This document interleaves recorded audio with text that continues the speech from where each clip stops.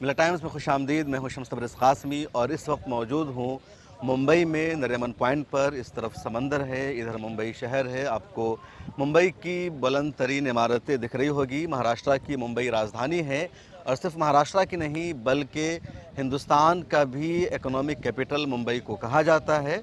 मुंबई की अपनी एक अहमियत है। महाराष्ट्र में 20 नवंबर को इलेक्शन होने हैं। यहाँ का चुनावी माहौल क्या है, कैसा है, किसकी सरकार बन सकती है, इन्हीं तमाम मुद्दों पर बातचीत करेंगे। हमारे साथ मौजूद है रिजवान साहब, स्टूडेंट्स लीडर हैं और महाराष्ट्र की सियासत पर गहरी नज़र रखते हैं। रिजवान साहब, मिला टाइम्स में खुश आमदीद। बहुत बहुत स्वागत है। महाराष्ट्र इलेक्शन में काफ़ी आपकी दिलचस्पी है, लंबे अरसे से आप यहाँ मौजूद हैं। क्या माहौल है इस वक्त महाराष्ट्र का? देखिए, मैं आपको आपके चैनल के माध्यम से दर्शकों को बताना चाहता हूँ कि मुंबई की जो पॉलिटिक्स है, जो मुंबई का जो मिजाज है, महाराष्ट्र लेवल पे जो पॉलिटिक्स की बात करें तो बिल्कुल डिफरेंट है दूसरे स्टेट से। यहाँ पे कहते हैं कि जिस तरह से यहाँ की पॉलिटिक्स भी जो है बिजनेस मॉडल है। अच्छा। तो आप पाएंगे कि खास करके दो पार्टी जो अजीत पवार और शिवसेना जो शिंदे गुट है, दोनों में बीजेपी ने फैक्शन डेवलप किया है। तो खास करके जो बड़ा रोचक होगा, बड़ा इंटरेस्टिंग होगा कि आप पाएंगे कि 85 से 90 सीट्स पे नेट टू नेट फाइट है। तो अच्छा। आज की डेट पे बात करें तो 4 लोग जो है ना सीएम की दावेदारी कर रहे हैं। 4 लोग सीएम की दावेदारी जी, कर रहे हैं। 4 कौन लोग से हैं। 4 नाम हैं और सीएम के? उसमें बड़ा रोचक ये है कि बीजेपी और कांग्रेस एकदम न्यूट्रल पोजीशन में है। अभी सीएम फेस नहीं है उनका। अच्छा, ना बीजेपी का सीएम फेस नहीं, है बिल्कुल। ना कांग्रेस का सीएम फेस है। जी। तो उसके अलावा मतलब शिवसेना का सीएम हाँ, फेस है। उसमें कौन बड़ा कौन नाम, है? उसमें बड़ा नाम सुप्रिया जी का आता है। अच्छा, अजीत पवार एनसीपी से। साहब हैं, अजीत पवार हाँ, साहब हैं। अजीत पवार का नाम है। जी, और उसके बाद एकनाथ शिंदे हैं ही हैं करंट में। उसके बाद जो है फडणवीस भी वेटिंग में है, लेकिन अभी फिलहाल जो है उनका कुछ मामला क्लियर नहीं है। उद्धव ठाकरे सीएम की उद्धव रेस ठाकरे है। भी हैं। तो ये 4 नाम हाँ, जो आप 4 कह नाम रहे है जो हैं। बड़ा कठिन होगा। 20 नवंबर, 23 नवंबर से ज़्यादा इम्पोर्टेंट है कि 24, 25 और 26 को क्या 2 ही होगा। दिन टाइम होगा सरकार बनाने का, हाँ, वो चूँकि क्या होगा। 26 नवंबर को टेन्योर जो है वो ख़त्म हो रहा है जी, महाराष्ट्र बिल्कुल। असेंबली का। जी, और 20 को रिजल्ट आएगा। 20 को तो वोटिंग है, 23 को रिजल्ट 23 को आएगा। रिजल्ट आएगा। तो इस मरतबा क्या लग रहा है? एक तरफ महाविकास अघाड़ी है, दूसरी तरफ महायुति है। आपका अनुमान क्या है, किसकी सरकार बनने के चांसेस है ज़्यादा? देखिए, मामला अभी बहुत रोचक है। हम्म। अभी 50-50 आप कह सकते हैं। मतलब आपको लग रहा है जी, 50-50? अभी फिलहाल। लेकिन तो रिपोर्ट है, लेकिन मेरा कहा मानना जाता यह है है ना कि कि पॉलिटिक्स का जो डायमेंशन हाँ है कि हाँ वो 25 साल पहले गाना आया था ना कादर खान का, हाँ, कि पैसा बोलता है। तो तो वो बड़ा डिसाइसिव होने मतलब वाला है। महाराष्ट्र में पैसा हाँ, बोलता है जी, क्या मुंबई जी, में? बिल्कुल मुंबई है। हाँ, ये आर्थिक जो है इकोनॉमी यहाँ से कैपिटल रेवेन्यू है जनरेट बिल्कुल। होती है हाँ, भारत सरकार को। आज भी मुंबई 80% कंट्रीब्यूशन है। बिल्कुल। तो तो लेकिन मुझे तो ये लग रहा है कि महाविकास अघाड़ी की सरकार बनने के ज़्यादा चांसेस हैं इस मर्तबा, क्योंकि लोकसभा का जो रिजल्ट आया था महाराष्ट्र का, तो उसमें बीजेपी को यहीं से हार मिली थी और उत्तर प्रदेश से। तो महाराष्ट्र ने बीजेपी को बिल्कुल सपोर्ट नहीं किया। नो डाउट एंटी इनकम्बेंसी है। हाँ लेकिन आप देखते हैं कि जो मुंबई की पॉलिटिक्स है, खास करके जो मुंबई की जो 36 सीट है, हाँ हाँ, ठीक है, उस पे जो है उद्धव ठाकरे साहब का अच्छा उस पे पकड़ है। पकड़ है, हाँ शिवसेना जी, की जी, पकड़ है हाँ, यहाँ। हाँ। उसके बाद जो है रूरल अगर ग्रामीण की बात करें तो उस पे एकनाथ शिंदे काफ़ी उस पे पकड़ रखते हैं। लेकिन जो उधर औरंगाबाद का इलाका है, अकोला का एरिया है, अमरावती का एरिया है, उधर शिवसेना की भी, एनसीपी की भी अच्छी खासी पकड़ है, कांग्रेस की भी पकड़ है। लेकिन मेरा ये कहना है कि मामला अभी जो है बड़ा डिफरेंट, मतलब अभी कुछ क्लियर ऐसा कुछ नहीं, दिखता नहीं आपको नजर नहीं आ लग रहा रहा? है। जी, आपको क्या लग रहा है, मतलब ज़्यादा सीटें किसकी आएगी? मुझे शरद तो पवार की जो एनसीपी उसकी, अजीत पवार की जो एनसीपी है उसकी, दोनों में से? देखिए, मैं मुंबई को हुँ, काफ़ी मतलब करीब हुँ, हुँ, से जानता हूँ। हुँ, हुँ। मुंबई की पॉलिटिक्स में अभी फ़िलहाल जो है मुझे अजीत पवार जो गुट है वो बड़ा जो है ताकतवर दिख रहा है। शरद पवार के मुकाबले में। जी। और उधर शिवसेना में भी 2 ग्रुप है, एकनाथ शिंदे और ये उद्धव ठाकरे का ग्रुप। तो इनमें से कौन-सा ग्रुप आपको मजबूत देखिए, नज़र आ रहा है? शहरी वोटर्स हैं उनका जो झुकाव है वो ज़्यादा जो है उद्धव ठाकरे साहब की तरफ है। हुँ, और हुँ। जो ग्रामीण है मुंबई के बाहर वाली जो सीट है उस हाँ, पे जो हाँ। है एकनाथ शिंदे की पकड़ अच्छी है। और बीजेपी कांग्रेस में से किसकी ज़्यादा सीट आएगी? इसमें मुझे जो कांग्रेस का जो जो कांग्रेस भी अच्छी पोजीशन में दिखती नज़र आ रही है एज़ कम्पेयर टू जो है बीजेपी। जी। अच्छा, इस मरतबा क्या लग रहा है, जो मतलब इलेक्शन की रैली होती है, कैंपेनिंग होती है, तो उसमें बहुत ज़्यादा काउंटर अटैक होता है, एक दूसरे पर अटैक होता है। हाँ, तो इस मरतबा इस आपको कुछ मर्तबा बदलाव नज़र जो आ रहा है क्या बीजेपी का बीजेपी के लहजा में? इस मर्तबा जो है बीजेपी ने जो है टैक्टिक्स, बीजेपी की टैक्टिक्स हमेशा मतलब जो है शानदार रही है। वो इस बार जो है बचते नज़र आ रहे हैं। आप देखें, कोई भी इलेक्शन, कोई भी कैंपेन, कोई भी सभा में मोदी जी जो है पर्सनल अटैक नहीं कर रहे हैं। खास करके शरद पवार जी पे। नहीं तो क्योंकि शरद पवार पे उसका नुकसान नहीं नहीं हुआ। शरद पवार पे भी है ना कि पहले वजह थी कि भतीजे उनके साथ थे तो चढ़ाते थे कि भाई पूरे खानदान में सियासत आपकी है, इस मर्तबा उनका भतीजा मोदी साहब हाँ के साथ बिल्कुल है। बिल्कुल, 3 सीट ऐसी है जो आज की डेट में बहुत ही ज़्यादा सेंसेशनल हो गई है। उसमें बात अच्छा करेंगे मतलब पहले हमारे गोवंडी। अच्छा इस पर बाद में बात करेंगे कौन सी कितनी है। पहले बात कर लेते हैं कि आपको क्या लगता है सरकार बनाने में बीजेपी इस बार लीड करेगी या कांग्रेस लीड करेगी? देखिए मैं फिर वही कहूँगा कि जो है अभी तक इलेक्शन मुंबई का या महाराष्ट्र का इलेक्शन जो है। वो ठीक है, कौन लीड करेगी आपको नहीं क्या नहीं लग रहा है नहीं, मैं अंदाजा? पूरी बात मेरी ये यस नो में मतलब कांग्रेस आगे जाएगी या नहीं बीजेपी आपको मैं लग रही है, ये आपका बात अंदाजा क्या उसी है? से जुड़ी हुई है, मैं इसलिए शेयर कर रहा हूँ। मैं कह रहा हूँ कि अभी तक ये जो है पोलराइज नहीं हुआ था। हाँ, बीजेपी ने कोशिश की थी कि योगी जी आए थे, बटेंगे कटेंगे, इस तरह का जो नैरेटिव एजेंडा प्रोपेगेंडा होता है। लेकिन मैं ये कहना चाहूँगा कि आपके चैनल के माध्यम से देखिए, ये पॉलिटिक्स होती है, ये एजेंडा प्रोपेगेंडा होता है। ये जो भारत जलाओ पार्टी मैं कहूँगा, भारत जलाओ पार्टी ये कहिए कि जो नहीं आप बीजेपी को क्यों बोलेंगे भारत जलाओ पार्टी? उसका नहीं नाम है नहीं वो बोलिए। मैं बीजेपी का आप तो नाम किसी कांग्रेस के नेता की तरह बात कर रहे हैं, भारत जलाओ पार्टी। नहीं नहीं, मैंने बीजेपी को मैंने कहा, मैंने एक मैं ये तो नाम नहीं ले पॉलिटिकल रहा लीडर हूँ। का काम है, हाँ, मैं आप कह रहा नाम हूँ, बोलिए मैं भारतीय जो भी जनता पार्टी पार्टी। है हाँ जो भारत जलाने का हाँ काम करती है, जो भी पार्टी है A to Z कोई भी पार्टी है, जो भी पार्टी है भारत को जलाने की बात करती है, मैं उसके लिए संदेश देना चाहता हूँ कि महाराष्ट्र की पॉलिटिक्स में ये सब बटेंगे कटेंगे नहीं चलता है।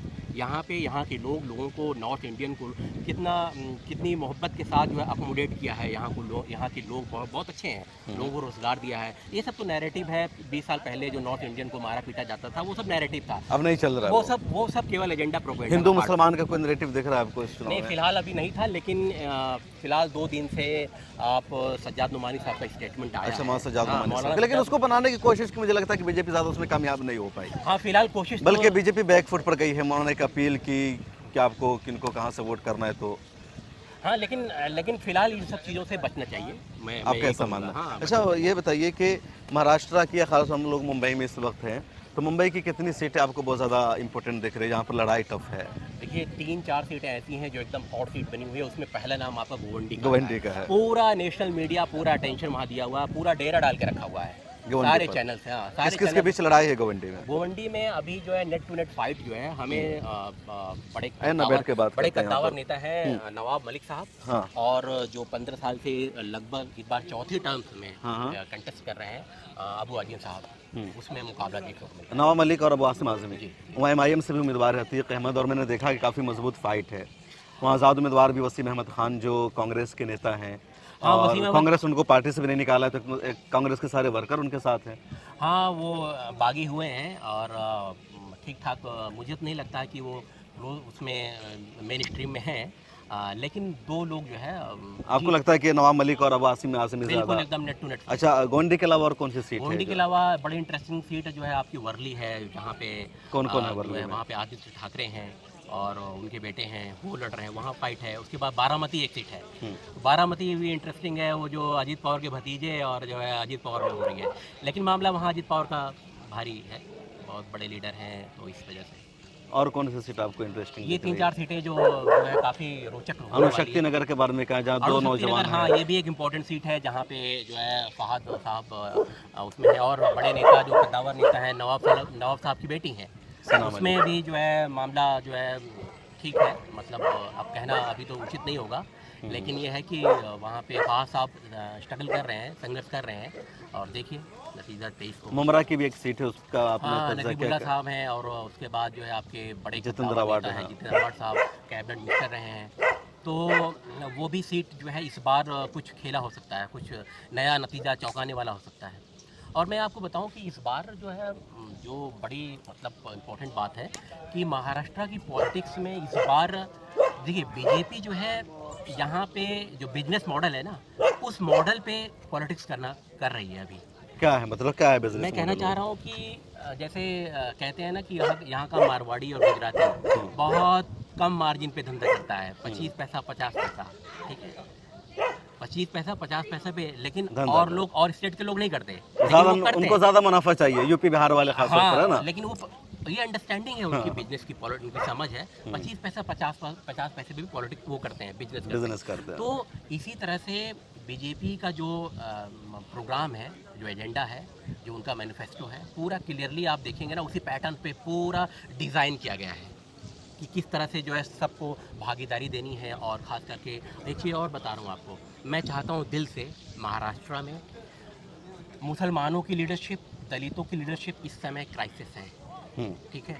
और जब बाबा साहब की जो ये धरती है, वहाँ से कोई मतलब मैसेज या कोई भी ऐसा लीडर अभी फ़िलहाल मेन स्ट्रीम में हमें नहीं दिखता नज़र आ रहा है। दलितों का भी और मुस्लिम का भी। और मुस्लिम के एक दो जो लीडर रहे भी हैं, वो अभी आप हाल देख ही रहे हैं। लेकिन कुछ तो है ना, जैसे इम्तियाज़ जलील एमपी रह चुके हैं, चुनाव लड़ रहे हैं, पूरे हिंदुस्तान में इम्तियाज़ जलील की बातचीत हो रही है। लेकिन उनको अगर चाहते तो अलायंस में, वो अलायंस में है नहीं वो। लेकिन मुसलमानों की पार्टी है, मुसलमान वैसी तो अलायंस में शामिल नहीं किया जा सकता, ये लोग करते नहीं हैं।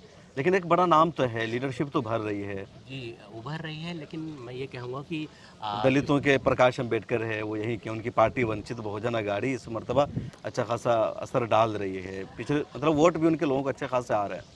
बिल्कुल, ये बदनसीबी है कि बाबा साहब की धरती से अगर आप कंपैरिजन करें यूपी, बिहार, वहाँ पे रीजनल पार्टियाँ, आप बीएसपी है बड़े लेवल पे वहाँ पे है, लेकिन ऐसा कुछ यहाँ पे डेवलप नहीं हो पाया है। ये तो यहाँ भी तो रीजनल पार्टी है ना, रीजनल पार्टी है, एनसीपी रीजनल पार्टी दो जगह बट गई, शिवसेना रीजनल पार्टी ऑलरेडी है, कांग्रेस और बीजेपी के अलावा भी दलित लीडर की बात कर रहा हूँ। तो वंचित बहुजन अघाड़ी तो है ना दलितों की पार्टी। कंपैरेटिवली क्योंकि महाराष्ट्र जो है मराठा का स्टेट ज्यादा कहलाता है, मराठा का दबदबा हमेशा यहाँ।